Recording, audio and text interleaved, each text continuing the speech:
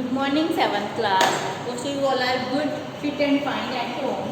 Because in last class we have started the exercise of chapter soil, and we have discussed about both were very short and short questions of this chapter. Today we are going to start long question answers of same soil chapter. Okay, what is first question? List the differences between sandy soil and clay soil. What are the differences? We have to tabulate the differences between sandy soil and clay soil. This is sandy soil meaning it has greater proportion of big particles. Sanding soil have greater proportion meaning इसमें क्या है ज़्यादातर greater portion किस चीज़ का है big particles का. In case of clay soil it has more of fine particles or you can say it has greater proportion of fine particles. इसके पास कौन से particles थे जैसे big particles and it has fine particles. So first difference. The second difference, it has bigger air spaces. In case of sandy soil have more or big air spaces, okay, but clay soil have smaller air spaces meaning in case of big particles जितना particle बड़ा हुआ उसमें जो air spaces है that are bigger as compare to the जो clay soil है that has a fine particles the air spaces are smaller. Okay, जैसे third point क्या है हमारे पास sandy soil lacks humus meaning humus is present in clay soil in some amount, but in case of sandy soil it lacks meaning humus is not present.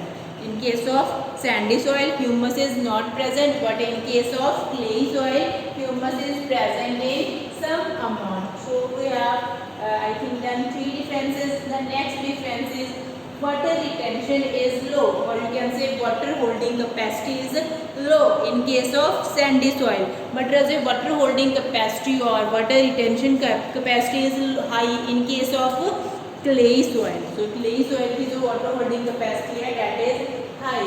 Percolation rate is high in case of sandy soil. जो हमारी sandy soil है इस case में जो percolation rate है that is high, but in case of clay soil the percolation rate is low. The percolation rate is low.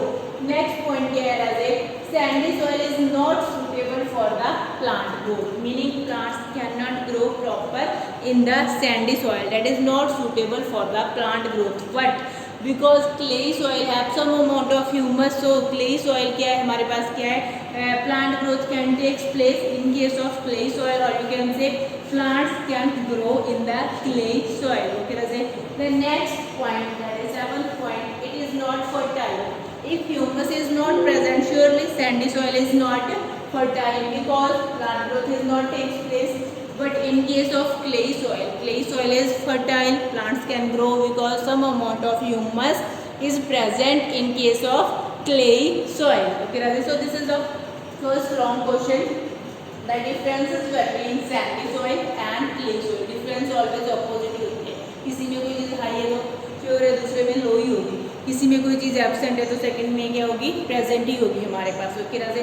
So the second question is the second long question is make a level diagram of make a well level diagram of soil profile. As firstly what is soil profile? What is soil profile? Soil profile meaning representation of the layers of the soil or you can say representation of the horizons of the soil in vertical section, we call that soil profile. But हमें definition कहीं पे पूछी नहीं गई. We have to just draw diagram of the soil profile. So कितने portions होते हैं soil profile के? First क्या होता है top horizon, that meaning A horizon, जिसे हम क्या बोलते हैं जैसे A horizon. The second one is subsoil, that is B horizon. The third one is parent rock, that is C horizon. तो हमारे पास क्या तीन मेन लेयर्स होती हैं, तीन मेन हॉरिजन होते हैं and the last behind the C horizon or you can say parent rock there is a bedrock present meaning large size rocks are present in bedrock. Okay, so we have to draw firstly first part is top soil जिसमें कि आपने plant growth ऊपर क्या vegetation show करनी है. Second one is सब soil, थोड़ा इसका टेक्सचर अलग अलग कर देना है क्योंकि वो डार्क कलर में था तो इसे थोड़ा डार्क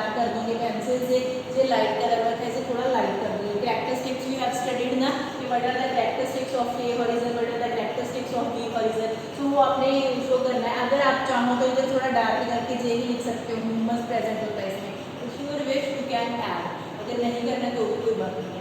नेक्स्ट हमारे पास क्या है, जो सी हॉरिजन है, फिर उसे क्या उससे राइट कर देंगे, मीनिंग डिफ्रेंशिएट करना है कि हम कैसे करेंगे। और पेरेंट केस में नीचे क्या है, जो सी हॉरिजन है इसके नीचे क्या है, छोटे छोटे पीस रॉक्स के डालने हैं, और बेड रॉक में वो पीस का साइज क्या है आपने लार्ज कर दिया। Okay, you can easily draw this diagram. अगर फिर भी किसी को भी कोई प्रॉब्लम हुई तो बता देना। जो आपकी बुक पे डायग्राम है that is colourful, nothing is clear, so you can draw this simple diagram for showing soil profile. Okay, फिर भी रजे अगर किसी को भी कोई कंफ्यूजन हुई, firstly draw on your rough notebook and send that diagram to me. I will tell you is it right और wrong. After that you can draw that diagram on your fair notebook. Firstly try it on your rough notebook. तो next हमारे पास क्या है, third question. Again differences are there. Give differences between top soil and sub soil. What are the differences between A horizon and B horizon? और you can say top soil and sub soil, meaning same है ना। Top soil क्या है, ए horizon, सब soil क्या है, B horizon.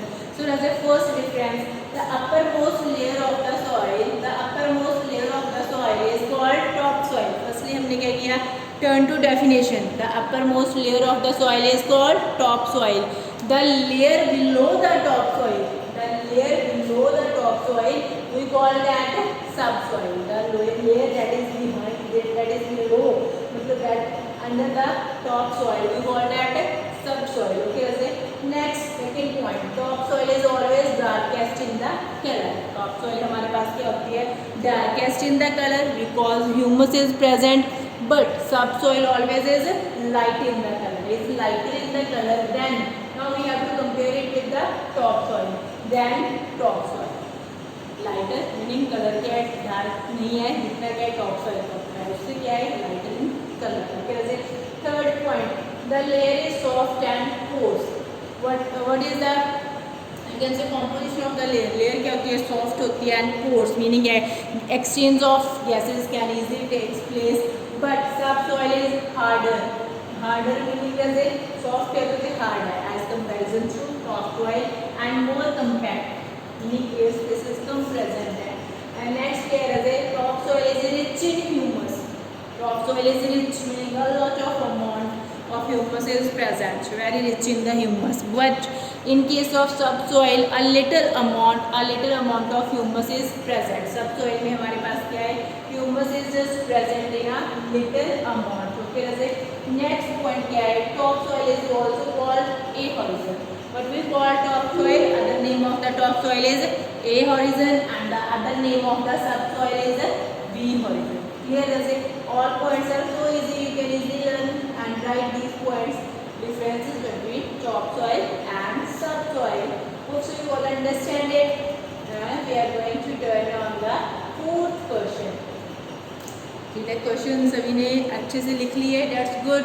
Now we are going to turn on the fourth question, that is how soil erosion can be prevented. For that, firstly we have to clear the definition of the soil erosion. So say what is soil erosion? Soil erosion meaning removal of the top layer of the soil or outermost layer of the soil by either wind or by flowing water. We call that soil erosion. Now how can we prevent the soil erosion? How can we protect the soil? How we can conserve the soil? There are so many methods, we are going to discuss about them. First is afforestation. Afforestation meaning planting trees, planting more and more trees. If there are in an area there are more trees, then it's sure that the soil can never get eroded. कभी भी soil erosion नहीं होगा, because the roots of trees can hold the soil particles with them.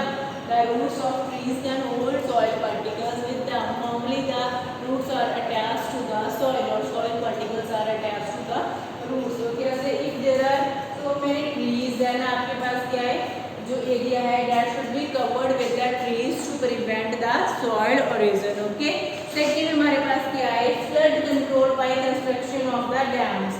Secondly क्या, जो mostly क्या है, the flowing water होता है at high speed, at you can say flood, उसे क्या है कंट्रोल करने के लिए क्या है, जो क्या है डैम्स कंस्ट्रक्ट करनी चाहिए. थिंक डैम्स आप लोग एसएसटी में भी करते हो ना, डैम्स क्या होती हैं, किया होगा, इंद्रजीत मैम ने करवाया भी होगा। डैम क्या होता है, जो आप इलेक्ट्रिसिटी प्रोड्यूस करने के लिए वाटर होता है जो एक्स्ट्रा सा, उससे क्या है फ्लो कराते हो, तो उससे क्या रहता है जब भी एक्सेसिव अमाउंट में वाटर होगा तो वो फ्लड की जगह क्या है उसे हम एक अदर यूजफुल पर्पज़ के लिए यूज़ कर सकते हैं, that is for producing electricity. तो इससे दो बेनिफिट होंगे, एक तो इलेक्ट्रिसिटी प्रोड्यूस होगी, सेकेंड क्या है जो सॉइल इरोजन है वो क्या होगा, प्रिवेंट होगा।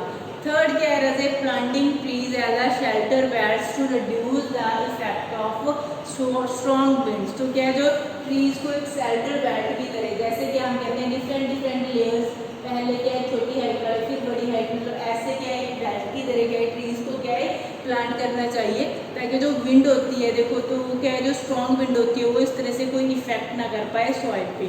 सेकेंड क्या है terrace forming. Terrace forming meaning जैसे कि हम कहते हैं जो फॉर्मिंग होती है जिसमें क्या है स्टेयर्स बनती हैं, different special type of forming जिसमें स्टेयर्स बनाई जाती है उसे हम क्या बोलते हैं, टेरेस फॉर्मिंग। ओके, तो टेरेस फॉर्मिंग में भी क्या है, इसका एक बेनिफिट है, मान लो फ्लड आ गई, इस जो ये वाली ऊपर वाली स्टेयर होगी, मतलब जो ऊपर वाला प्लेस बनाई होगी उससे जो सॉइल है वो नीचे वाली क्या जाएगी, हो सकता है इस जगह कुछ सॉइल रुक जाए तो नीचे वाली से नीचे वाली, मीनिंग एक बार से ये नहीं है कि पूरी की पूरी सॉइल आपकी एक बार में चली जाएगी, कुछ ना कुछ क्या है सेकंड जो उसकी नीचे वाली स्टेयर्स होंगी वहाँ पे क्या स्टॉप हो जाएगा। जैसे हम कह सकते हैं कि आपको आई थिंक बुक में एक डायग्राम दी होगी टेरेस फॉर्मिंग की, डिटेल तो नहीं है लेकिन मे भी डायग्राम आपको मिल जाएगी, तो आप देख सकते हैं कि कैसे अलग अलग जो हाइट पे क्या है स्टेयर्स बनाई जाती है। सो कोई भी चीज़ है जो टॉप पे से नीचे वाले पे आएगी तो उसका कुछ पोर्शन क्या है नीचे वाले पे स्टेगनेट हो जाएगा, नेक्स्ट उससे नीचे आएगी तो धीरे धीरे जो वाटर का फ्लो है वो भी कम होता जाएगा और जो सॉइल है